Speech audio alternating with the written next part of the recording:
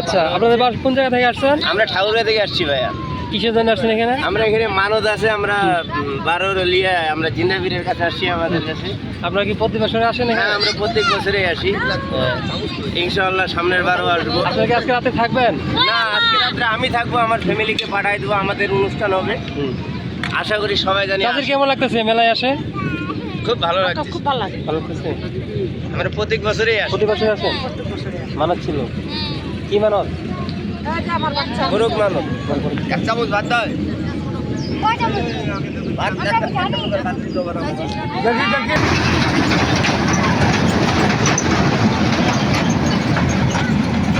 ভাই মেলার ব্যবসা কেমন?